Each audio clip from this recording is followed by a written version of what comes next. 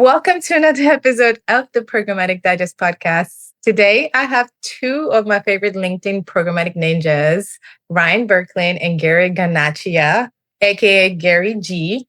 I got it right, right? Perfect. Okay. Yeah, that's good. That's good. So with Gary G. Right. So we had a fun story for y'all because we met via LinkedIn post, which is not uncommon for me to meet great folks via LinkedIn post, but we're going to talk about exactly what the post was all about, including maybe some in-house versus in-house agency versus in-house retail media networks.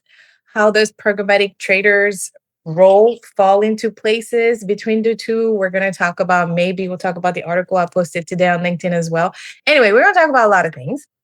But before we get into it, Ryan, can you give us your 1-minute introduction?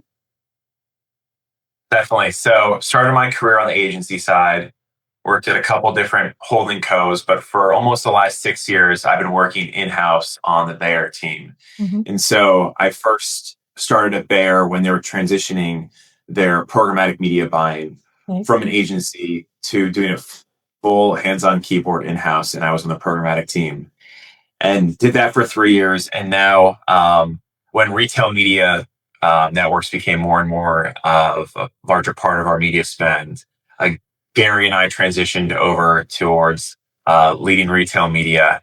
And since then, Gary's gone off to do bigger and better things, but I'm still working in retail media at Bayer. And, some people might think, Bayer's a pharmaceutical company. What type of retail media do they spend? But we actually do have a CPG side as well. So brands like Claritin, Miralax, One A Day, Afrin, Midol, Aleve, Bayer Aspirin, our namesake, are some of our brands that are on shelves, and we promote those through retail media networks. Yeah, when we first did our intro call, I was like, wait, you guys do retail? I thought it was more pharma and healthcare. And then Gary was like, yes, we do this. With that said, Gary, give us your 1-minute introduction. Yeah. Ryan, I'm doing different things. I don't know if they're bigger and better, but I'm doing something. Similar to Ryan, I joined the company in 2019. So it's been a little over 6 years now once we started in-housing and transitioning from Mighty Hive to a fully in-house media strategy and activation team.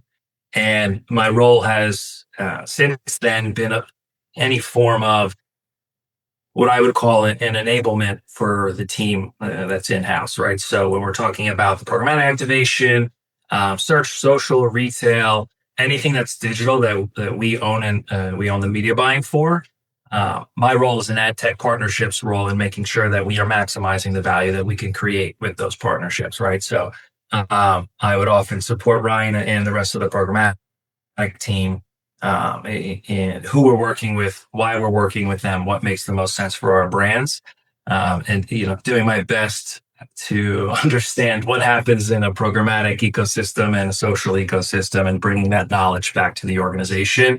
Really, everything we do is meant to drive business outcomes for the brands. So, the fact that we're working with the brands, we're at the organization, distilling that complexity into something that can translate into a business outcome is really what we're aiming to do each and every day. That's really cool. So I know we're going to talk a little bit about retail, but I always last ask this question to anyone that's joining the podcast. I'm sure one day you woke up when you were like 5-year-olds and said, when I grow up, I'm definitely going to be in programmatic and ad tech. So Ryan, was that the case for you?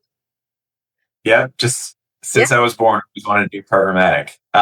No, not the case. And I've talked about this before, how internships and a lot of the big agencies are such a great intro into people who didn't know they wanted to get into programmatic to get their feet wet within the ad tech system and then work in the agencies for a couple of years. And, now they're scattered throughout the ad tech ecosystem on the buy side and the sell side. And they're great ways to get into ad tech. And that's how I got into it through an internship at Horizon Media. So it's been quite a journey and quite a career path, but it's one thing we can all agree, it's never a dull moment in ad tech, and something's always changing, which makes it fun. That's actually Never dull for sure. Yeah, I started at Zaxis at Group M. That was the programmatic media buying unit for the non-disclosed and then disclosed buying models. And I definitely didn't think that's what I was going to be doing after college. But once I started, the problems we were solving, the experiences, and we had a ton of fun too. So Ryan and I joke because sometimes it seems like we worked at the same company, even though we didn't. Like, it was such a similar experience, I think, at Zaxis and Arts and some of these other places that, you really had to grind it out, but you learned a lot and met a lot of great people. So wait, you guys both found a job in programmatic or ad tech after college, after graduation? Yeah. I think I started 48 hours later. Oh, that is maybe the first time on the podcast. Well, maybe maybe this year that somebody came and say, oh yeah, for sure. As soon as I finished college, I jumped into ad tech and then stayed behind. I mean, I know that most of us stay in, obviously, if you've been on the podcast. But I've had more people say, like, for instance, my background was I always wanted to be in marketing. And so I did go have an internship for a marketing firm, but it was in lead generation. And then they started with a little bit of search and web analytics, which means nothing like what it means these days. And then it was for a print company. And and then I had an agency job, and then I never looked back. But I knew I started like in social. I didn't really start I started ad tech. So it's really interesting that you guys are like, oh yeah, this is it. And never look back. We're either genius or crazy. And, I'll let you be the judge. Both are welcome on this podcast. It was definitely a little crazy when I was right out of college and was working at IPG's agency trading desk, Cadreon.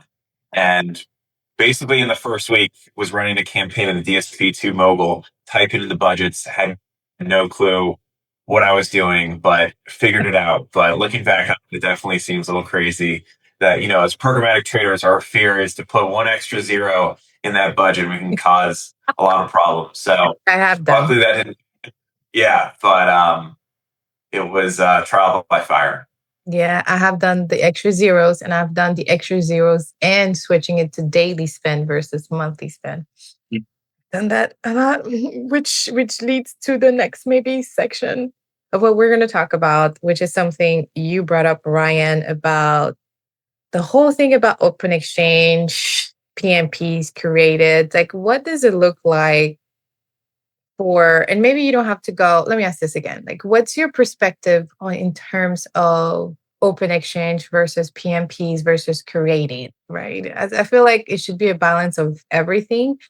But I know you have maybe similar to different perspective there. So like, can you elaborate on your definition of open exchange? How are you using it?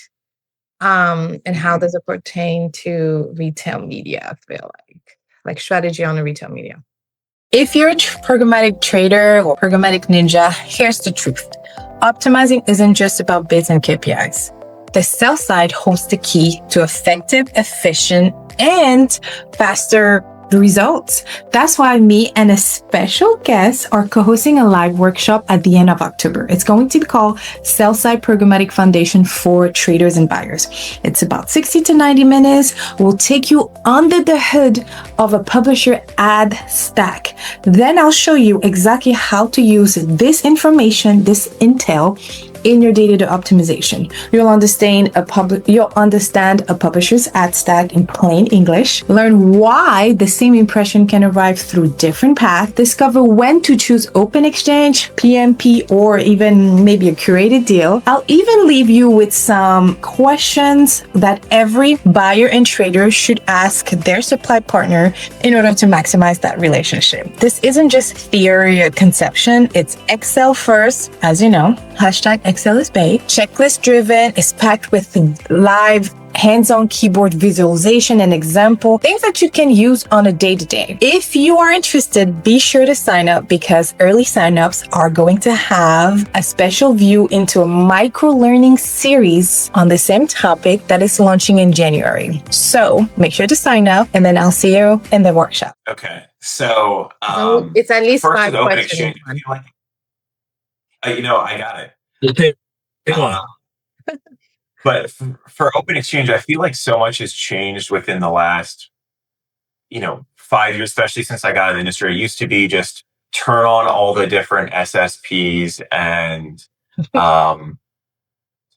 as long as it's available in the DSP, you'd have that SSP to get extra scale. Yeah. And it started with some of the holding companies.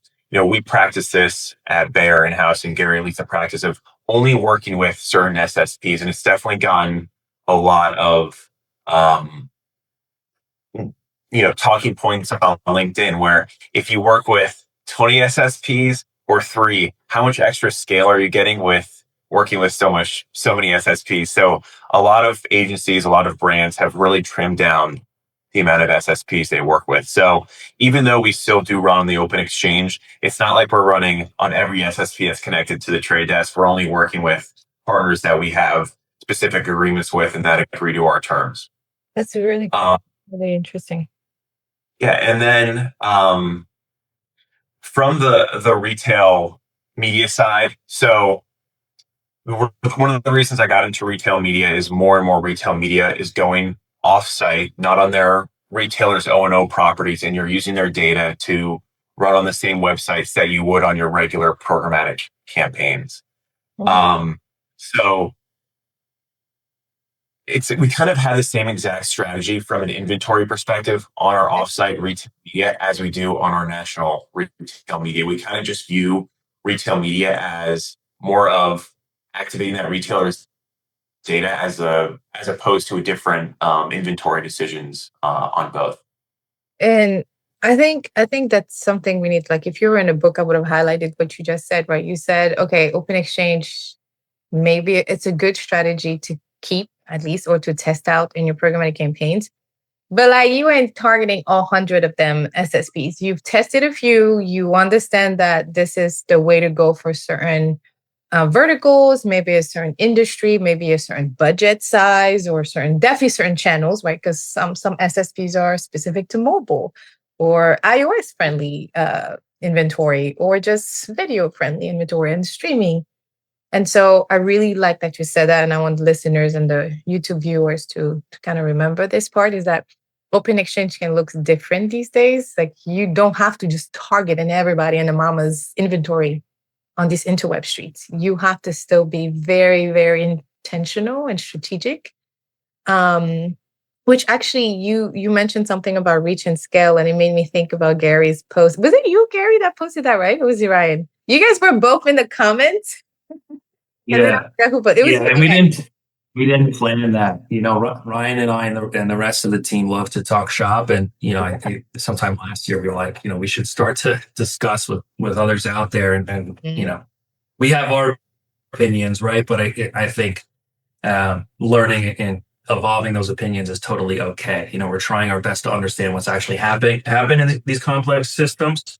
So, if we put something out there, don't yell at us too much. We're just trying to learn. I think to your point about adding exchanges and for reach, and I think this again goes back to the post, which was specifically about DSPs, but I guess we could just call them bidders, right? Because certain SSPs have bidding tech now. Yeah. So tell us what you said. Well, I'll just recap the LinkedIn post, and then for my listeners or the people listening to the podcast, I will make sure that it's Gary's LinkedIn post is within the description of the show notes. Okay. So basically, I remember you specifically saying more DSP equals more reach. Is this is that it? Is it a true statement? Well, I said it categorically does not increase. Okay. Yeah. I saw a few posts that were saying that, and the first time I saw it, I thought, all right, it's okay if somebody produces this output and shows that there's incremental reach from a different bidder or a network or whatever it may be, I'm not gonna disagree. Then I saw a few more. I thought, okay, I have to say something because this is really getting under my skin. And I think there's an overarching theme that I see a lot, which is when you're in ad tech, you're in programmatic, you're not necessarily thinking from the brand's perspective and the brand's point of view, right? So like Ryan and I are two people on a large team that influences decisions for brands across social, search, of course, retail, programmatic, right? And the channels that are activated programmatically within it. Right. So we're thinking from a higher level point of view. Now, if you're activating in a DSP and then you say, okay, well, I'm going to add another bidder, I'm going to add another DSP, I'm going to add another SSP to increase my scale.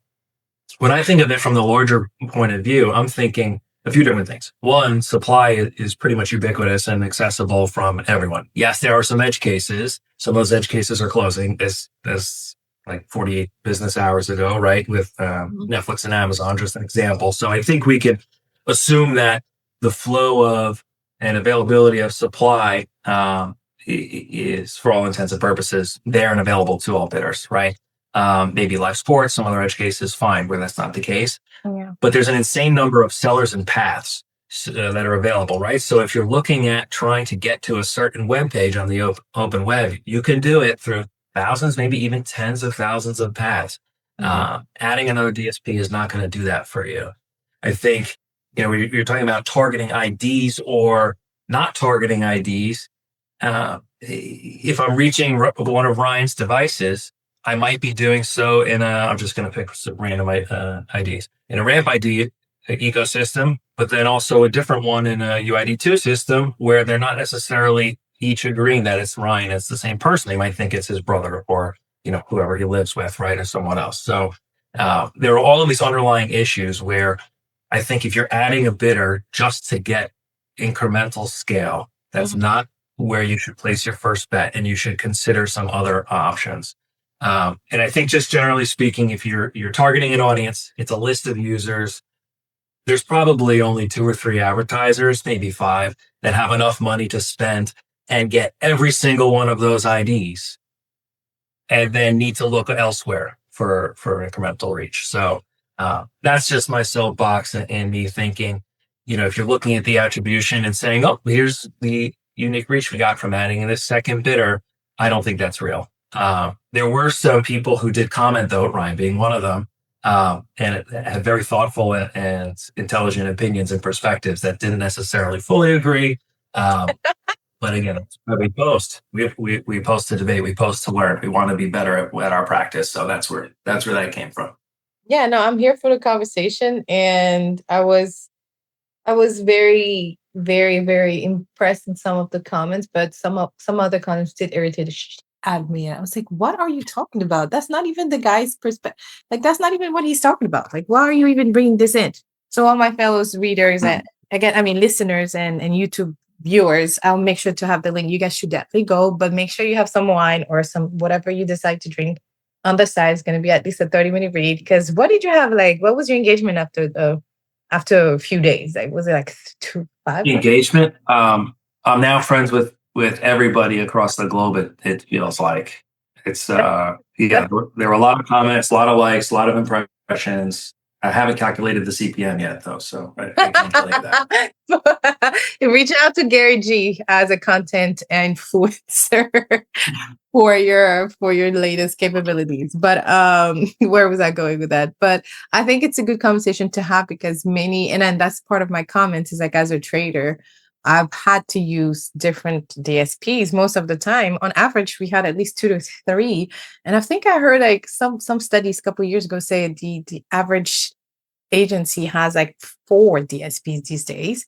And I'm like, oh, that's kind of a lot, but it makes sense. Like if I have Vistar, a specific digital out of home, right? Or if I have Trade Desk, is very specific, even though Trade Desk and DV360 and Media Math are offering the same thing. They each have some type of uniqueness, but I'm not going to be running all the same account on all 3. Less likely that I'll do that, unless it's like I said, specific something.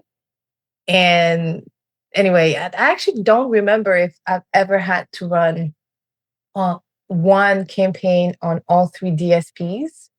even when I was testing the DSP. I don't even remember.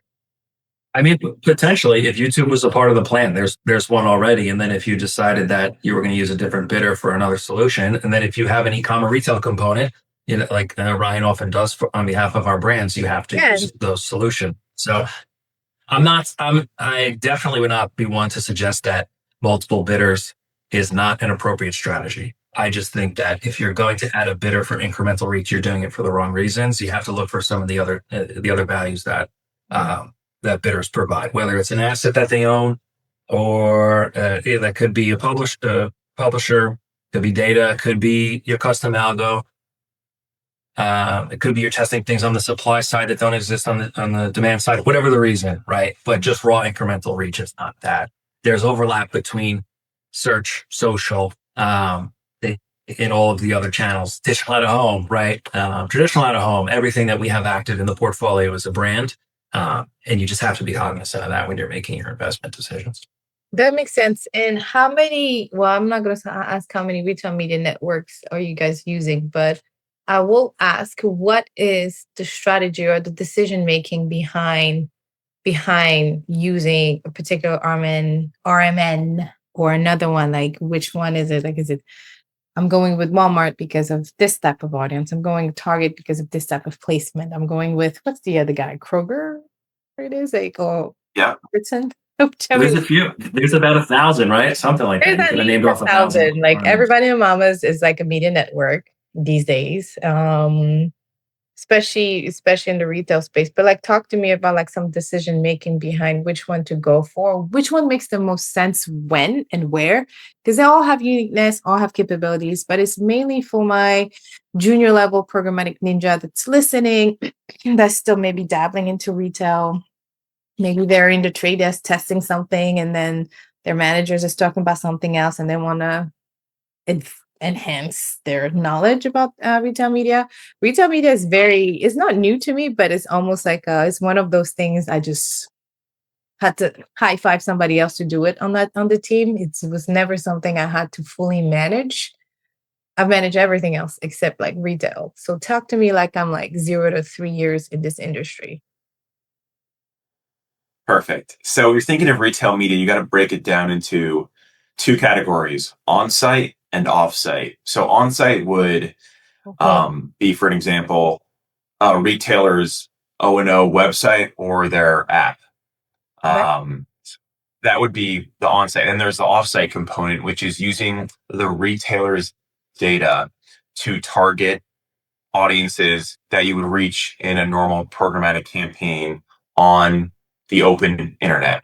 And so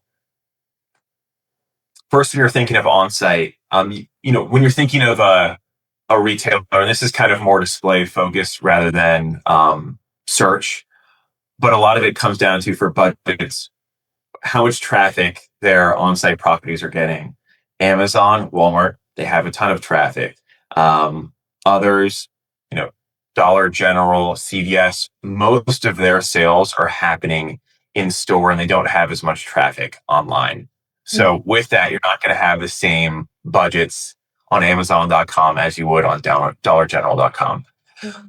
But then, the more new and exciting space, and a space that probably more people on this podcast would interact with, is the offsite programmatic capabilities of the retail media networks.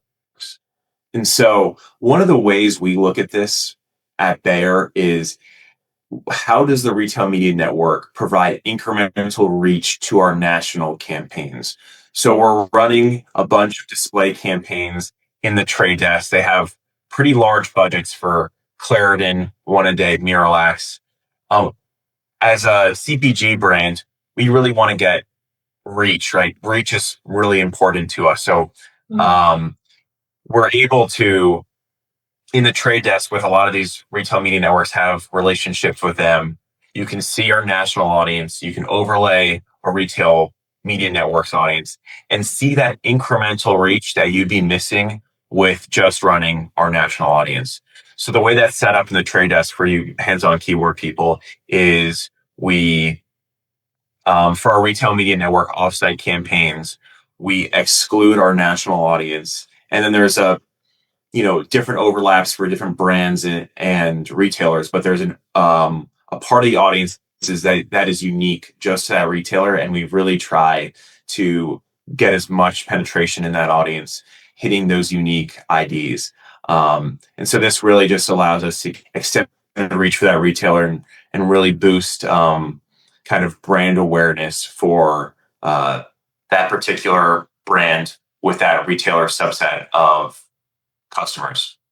And I know, so what is your take on this whole Amazon DSP taking over market share or whatnot? Sometimes I pay attention to these things. It's boring to me to read those type of articles. No shades to nobody. They're very important information. But when I read those articles, really just to understand like where is the market shifting. But like what's your take on that? Is like Amazon DSP is really going to take over the world? Is it the next thing? Should we pay attention to it? Here's the up and down. I mean, the pros and cons on it. Like, what's your take, Ryan? And then maybe we'll hear Kyra. So Amazon DSP is really interesting because it was a retail-focused DSP, but within the last couple of years, in some of the articles that you've been seeing, it's really making a push to be not just a retail DSP, but just an omni-channel DSP that you can almost run an replacement at. Instead of the trade desk, instead of DV360, instead of Media Math, you could use kind of the Amazon DSP and do all the activations you would with those DSPs with the Amazon DSP. And they're really making an aggressive push for compared to some of the other DSPs and some of their fees that they're charging. And they have their own audiences. The Amazon arguably has some of the most, for a CPG company, valuable data within their walled garden. And then they have their whole ecosystem with the Fire TV and their Amazon app and Amazon.com. So that's a really solid offering they have in their walled garden. And they're really using their muscle to get as much spend as possible. And one thing I like about it is that it's hopefully going to, across the other DSPs, lower their platform fees, lower their other type of fees, and to compete with Amazon coming in. So lower fees for in the ecosystem is great for us programmatic traders because it makes our campaigns more effective. Yeah, that's sort of the position I come from on that topic. I'm thinking about competition in the marketplace, right? And, when there's extensive competition, the advertiser and buy side will benefit, right? You have to be ready to make the decisions, of course, of who to work with and why and in what scenarios. But competition is great for buyers. So I think that's a huge plus. I also think, and I'm not going to pick on a specific DSP, but the topic has been discussed in the public before about certain DSPs doing better is building solutions for traders, right? Making it easier for you to work in a certain platform, solve certain problems. Maybe it's something as, as tactical or technical as bulk uploading or custom bid algos, or just have something that's an interface that's easy to navigate, right? Which is all. Well, all that to say that the traders need more love, in my opinion, right? If you're building ad tech, what you say? Say it louder. I mean, you disagreed? No. I think I definitely don't. I think the traders need the attention. The traders need love. I think if we just spin this right now, I go to our team and I go to our head of programmatic and the hands on keys team, and Ryan's in the meeting. I say, all right, we're going to move I'm recommending we move all of our spend to this platform that you've never heard of. And I don't care how you think the operations are going to go, but because there's an incentive to do so, we're going to do it, right? Like, I think that is the wrong decision.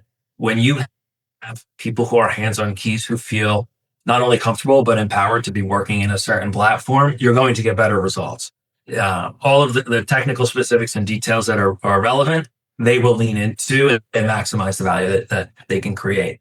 That ends up being multiplied when you have, in my opinion, those hands-on keys traders sitting with the brand team, sitting with media strategists on a regular basis and actually working to solve and listening to the problems across all of our sales channels, right? All of our customer channels, and then thinking, okay, what can I do in the bidder that's going to make this, that's going to adjust this outcome based off of what we as an organization think is the best thing to do.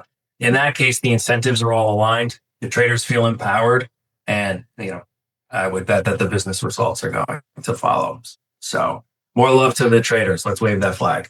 Yeah, Ellen, you've mentioned this before in some of your posts where, yes, there's Amazon has all this data, DV360 has a walled garden with YouTube, but one, for companies that don't have this proprietary data or this proprietary O&O solutions, there is a light at the end of the tunnel, and that is making a platform, making a DSP that traders want to work in, that is easy for traders to trade in. Yeah. Us traders, we talk, and if there's a DSP that has a great UI that's easy to navigate, that's efficient for us, that holds a lot of weight. And it's almost just as important as maybe some proprietary audience segments. So I will give some of the DSPs credit since, earlier in the teens and the 2000 teens, where some of the DSPs were really clunky and you had to do some finagling to make sure they worked in certain ways. As a whole, the UIs and a lot of DSPs have gotten better, but I think there's always room for improvement. In us traders, we really appreciate a DSP that just works well and is easy to navigate. Yeah, and I would say also easy to pull reports from, because I've been testing. I mean, obviously, I've worked in quite a few DSPs in my lifetime, but the worst one is always first of all, why can I not pull this report? If I'm able to set it up in the DSP, why can I report down to this setting, this option, this dimension, this metric? It doesn't matter. So I definitely agree with both of you guys. I mean, the traders need more love, and I've been very vocal on my podcast and most of my content is that a salesperson is a very important piece to the team. They bring the revenue in, they sign up those new accounts. It's a tough job, but they got it, right? But once this business is in-house, what else? How do we keep it in-house? It's up to the trader. So you're not just going to sign up new business and not keep it in-house. That defeats the purpose of a salesperson. Even though they're there to do this, you're supposed to retain it and grow from there. And it's up to the trader to really nurture this revenue, this money that's coming in-house that's going to keep everybody employed and not have layoff and things like that. But that's the whole purpose of a trader, is to make sure that yes, we have KPIs to answer for, but continue training them, teach them, empower them. Like you said, I love what you guys said about we talk shop and we try to learn from each other. And if you're listening and you're on the ad tech side and then trying to sell or trade or something, we might not be the decision maker or the final decision maker, but like Gary said, we have a lot of influence. Piss off, they gotta say, and say kiss goodbye to that business. They outnumber me. They outnumber me big time. So there's no, I wouldn't be able to fight often. Exactly. Please understand. And also, when I do a training with an ad tech, they come, usually we get hired to train them on the trader's perspective. That's literally the project, the trader's perspective. How do they activate your business? How do they activate your deal? How do they activate this and that? And I always tell them it's almost unfair, but you should know the DSP better than me, the trader, and you should teach me how to do it better.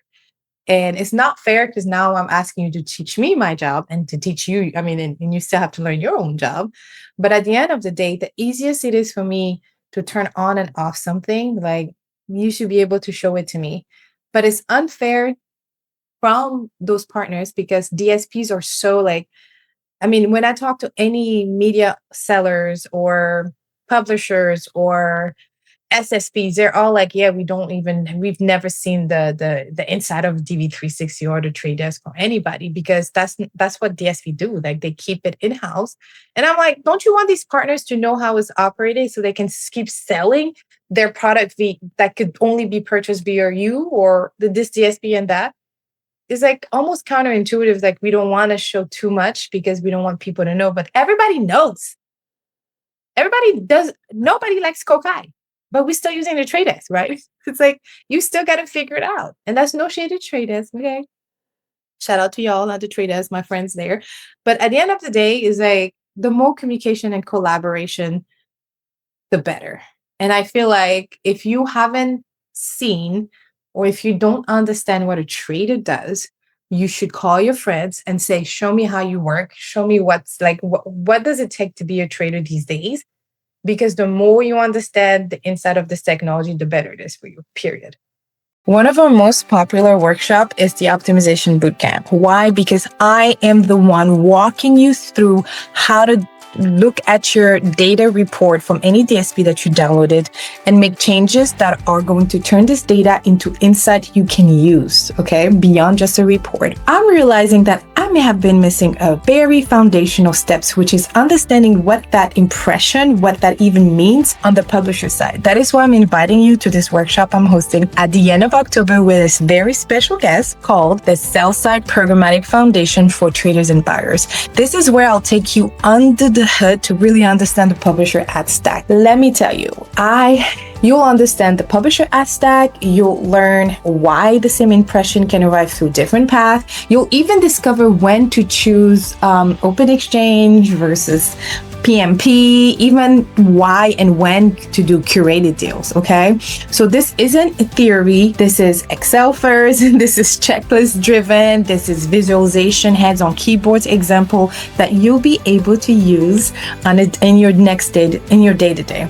So do me a favor and make sure you sign up as soon as possible because early signups have bonuses coming. Period. Like the best or educators. Go ahead. Sorry. Oh, totally agreed on the education piece. Right, I think some of the most fruitful relationships I've had is when I've learned from sales teams and also just the in-house teams or teams that we've worked with. But you mentioned reporting, right? Mm-hmm. And I feel like reporting hasn't changed in 15 years. Maybe you don't have to write the SQL yourself anymore, but things are pretty stagnant. And admittedly, I'm terrible at pulling reporting, and it's something that I've had to work on and deal with. But even if you can be at a brand, you could be at an agency, you can be anywhere. You need access to this, and it needs to be frictionless, right? And something that recently changed, which really brought at least the investment function, I believe, to the next level, is all the data that we have housed in Snowflake, we can now query with an AI Copilot, where I use natural language and tell the Copilot exactly what I want to look for. I might have to refine it a few times, and then I can get back to Ryan with, hey, this ad group looks problematic. Hey, I'm seeing something here that doesn't make sense. Here's a delivery on a domain that doesn't comply with our rules. So once the reporting fix and hurdle is unlocked, I think that is going to really empower both investment teams as well as traders to make substantial impact upstream to the advertiser. Yeah. One other point about this is, when we're saying it's a good UI, easy reporting, people forget when they're talking to programmatic traders, they're not just working on one campaign, right? If you're talking to a salesperson, someone internally, 100% of the time, traders have way too many campaigns they have to optimize and build out and manage. And we're constantly getting hit up from different directions to say, hey, you have to switch from one campaign to another, what your thought process is. And so if there are things in the UI that make it harder to run, it might not be an issue for one campaign, but when you're having 20, 30 campaigns to run and you have to make that at the same ad group, 100 times, it really does slow down the whole process and really to get underneath someone's skin. And so with traders, we're constantly have too many tasks, not enough time to do those tasks. So if you can make it as efficient as possible in a DSP, it makes our job and our life way easier. Yeah. And that's I firmly believe if you want to win as a bidder, you have to just reduce the friction as much as possible. Inventory access is becoming available through every potential path. There's multiple ID spaces you can integrate with, all these other things. That's not really, in my mind, that's not the way to win. I think the way Ryan and you as well, Ellen, are articulating it, you have to reduce the friction the people who are hands on keys, as well as on the investment side, are going to start making those decisions to work with you, and you'll win long term. Whoever does that, to be seen. Whoever does that. So we have about 3 minutes left of the recording of the podcast, whatever it is. But I want to bring up the post that I created this morning. So this podcast is probably going to be going live in the next 2 to 3 weeks. I'm going to try to really edit and finish it in the next 2 weeks because this conversation was too dope. But basically, the post was about Andrew Casale at the Index Exchange. It was a digital article. Shout out to Seb Joseph for writing it. It's a digital article. And basically it's about the new updates of the trade desk just categorizing all SSPs as resellers. And so it's been on my heart for a few days now to comment on this. And I was like, you know what? Let me just not go out with a fury here. Let me just go with my head first. But long story short, I don't know if categorizing, you know what? Let me say that again. I know for a fact recategorizing all of the SSPs as resellers does not provide more transparency. I don't think it gives us the control, or it's not less efficient in terms of like supply path. I do think that it will recalibrate how some SSPs are just taking and not really providing values. But I don't think all SSPs are bad apples, in my opinion. And I don't know why we should maybe punish the good apples with the bad apples or whatnot. So, Gary, since you mentioned something that led me into this. Anyway, so Gary, how about you lead this one real quick and tell me like your POV on this? Like, do you? I hate talking SPO. I can't stand that topic. So, I'll go first. I did read the article. I did read your post. I think it's what Andrew said is totally fair. That if you're blanketly suggesting that all SSPs are resellers and therefore acting or adjusting bids or volume control, whatever it might be, to negatively impact them, he said it was ignorant. I think it's the wrong thing to blanketly take all supply vendors and give them that categorization. Now, I'm not exactly sure what's happened at the trade desk about this specific topic, so I can't talk about the specifics. But until we get that information, what it seems like is the RTB spec is listed as you can just use language. It's not exact, of course. I'm just trying to pull from memory, but it's if you have the authority to sell the inventory on behalf of a publisher, your path is direct. However, if you're selling on behalf of someone else who has that authority, your path is reseller, right? Now, in the DSP or bidder, or let's just say bidder, if you're buying a reseller path and now all SSPs are labeled as reseller, I don't think that's necessarily fair or appropriate either, right? SSPs do bring value, and that value is scale. If we're trying to work with every single publisher directly in a display or OLV capacity, it would be impossible. I would need 100 Garys, which nobody needs. We don't need more than one. So it's improper to label them negatively. I also think, and Gareth Glazer suggested this on your post too, right? That the reseller term is negative. It's a bad term. It makes companies seem like they're bad apples, but that's not necessarily always the case. I think there's scenarios where, and I've seen data to support that, you're more open to fraud or spoofing or other issues or concerns with ID bridging or whatever it may be, more so in reseller paths and direct paths. I think if you're a buyer, you need that control as to say, here's who I feel comfortable buying through. Here's who I do not feel comfortable buying through, irrespective of the path. And I think it's a better way to say this is an SSP is an indirect path, whereas from the trader's point of view, open path is a direct path into the ad server, right? And just because it's indirect, it doesn't mean it's bad. There are reasons why we work with SSPs. There are reasons why we would work with open path or a similar technology, right? It's just indirect. Well, I think it's positive for advertisers to learn more and have the understanding and the customization aspect. I don't think a blanket rule is something that makes sense or is productive for the industry. Yeah. And I don't think it's going to be cost efficient if you think about it. I don't think it's going to be cost efficient because now we're just literally like, I was always one for you get for what you pay for. And so there's certain inventory that should not be at $2, even if it's display. Like it just shouldn't. And then there's certain inventory that shouldn't be at $75, And so it all depends. It all goes back to what you said, Ryan, earlier is about you don't have to target every SSPs in the game, but whatever makes sense for you. And that's where the whole SPO, man, I feel like we should need a second episode to talk about this because there's so much more to say. But Ryan, I would love to hear like your 1 minute perspective on the article. Yeah, for programmatic traders, I think in the future you're going to see more of DSPs and SSPs butting heads. There's definitely a blurred line between the two, and Amazon, DV360, and the Trade Desk all now have their direct inventory paths to publishers, and all the SSPs have their own curation capabilities. So we're going to continue to see them stepping on each other's toes and kind of these type of practices. Yeah. And my